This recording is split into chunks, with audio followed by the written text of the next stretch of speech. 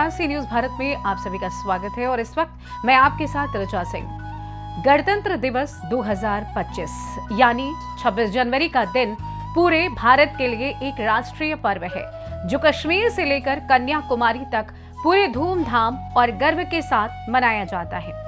इस साल यानी 2025 में भारत अपना 76वां गणतंत्र दिवस मनाएगा।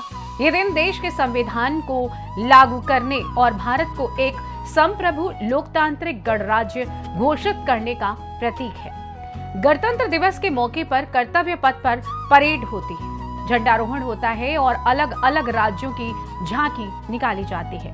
इन्हें देखकर सभी के दिल में देशभक्ति हिलोरे मारने लगते हैं और सभी का मन अपने देश के प्रति प्रेम और सम्मान से सराबोर होता है। कर्तव्य पथ का ये नजारा देखते ही बनता है।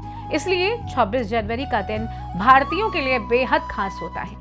हम सभी जानते हैं कि देश 15 अगस्त सन 1947 को आजाद हुआ था और इसी वजह से हम हर साल 15 अगस्त को स्वतंत्रता दिवस मनाते हैं। लेकिन स्वतंत्रता दिवस को लेकर इतिहास के पन्नों में एक बड़ा तथ्य छिपा हुआ है। दरअसल देश आजाद होने से पहले करीब 17 सालों तक 26 जनवरी को स्वतंत्रता दिवस मनाया जाता था। इसकी अपनी एक लंबी कहानी है। ये बात सन 1929 की है। इस साल 31 दिसंबर को पंडित जवाहरलाल नेहरू ने रावी नदी के तट पर लाहौर अधिवेशन में हिस्सा लिया था और सबसे पहले तिरंगा फहराया था। और इसी दौरान उन्होंने सबसे पहले स्वतंत्रता के लिए 26 जनवरी की तारीख का ऐलान कर दिया था, जिसका प्रभाव आगे कई सालों तक देखा गया। जैसा कि हम सभी जानते हैं कि सन 1885 में कांग्रेस की स्थापना हुई, जिसके बाद 26 जनवरी सन 1930 को संपूर्ण स्वराज की मांग उठी। इसी मांग के साथ ही इस साल प्रतीकात्मक तौर पर 26 जनवरी को स्वतंत्रता दिवस मनाने की घोषणा की गई। ये सिलसिला तब तक चलता रहा जब तक देश को आजादी नहीं मिली। हालांकि जब देश आजाद हुआ तो वो तारीख थी 15 अगस्त 1947। लेकिन स्वतंत्रता सेनानियों ने आजादी के बाद 26 जनवरी की तारीख को अहमियत को बरकरार रखने का प्रयास किया। आगे चलकर सन 1950 में जब हमारा संविधान लागू हुआ तब 26 जनवरी तारीख को इसके लिए खास दिन मुकर्रर किया गया। हमारा संविधान जिस दिन लागू हुआ उस दिन गणतंत्र दिवस घोषित किया गया। देश तभी से हर साल 26 जनवरी को गणतंत्र दिवस मनाता आ रहा है।